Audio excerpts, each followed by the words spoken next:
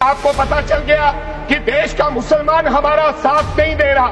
हमने हथकंडे अपना लिए, हमने आरएसएस की नीति अपना ली, हमने डंडा अपना लिया, दंगे हो गए, लेकिन मुसलमान हमारे साथ आने के लिए तैयार नहीं है।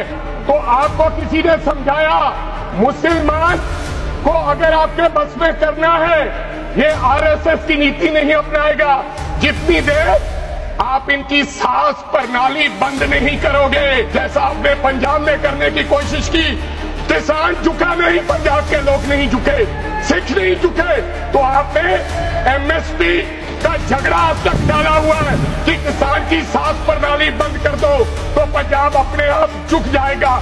अगर वक्फ बोर्ड नहीं छीनोगे, अगर जमीनें नहीं छीनोगे, तब तक मुसलमान आपके सामने झुकने वाला नहीं है। जानबूझ के मुसलमान को मारना चाहते हो, जानबूझ के इस देश में मिनॉरिटीज को खत्म करना चाहते हो। आपको लगता है पहले मुस्लिम मारेंगे, फिर सिख मारेंगे, फिर क्रिश्चियन मारेंगे, ये आपकी सोच है। मैं सरदार हूँ, मैं सरदार हूँ, और ऐसी कई उदाहरणें हैं पंजाब के अंदर।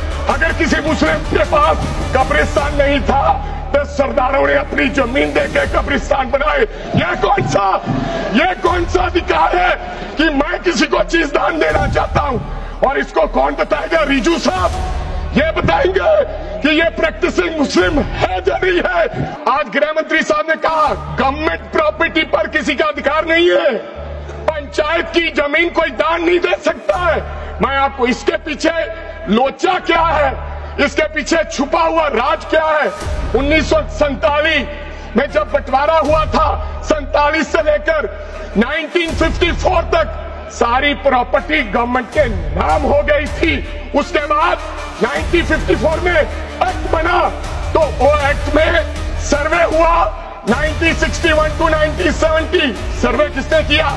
कलेक्टर ने। अगर पंजाब की, हरियाणा की, हिमाचल की बात करूं तो डिविजनल कमिश्नर अंबाला बैठते थे, उन्होंने सर्वे किया, तहसीलदारों ने सर्वे किया, तो वक्फ बोर्ड को ये जमीन देने का काम किया। अब क्या होगा? जैसे राहुल गांधी कर्नाटक में भाषण देते हैं, गुजरात में मुकदमा दर्ज होता है, सजा हो गई। गवर्नमेंट की प्रॉपर्टी तो 1947 और 1954 में तो सारी प्रॉपर्टीज गवर्नमेंट की थी। अब एक बंदा खड़ा होगा तो वो कहेगा कि यहां पर ये गवर्नमेंट की प्रॉपर्टी है, डिस्प्यूट होगा, तो आप वक्फ बाय यूजर का अधिकार खत्म कर दोगे कि ये तो जमीन गवर्नमेंट की थी, आप उसकी जमीन छीन लोगे।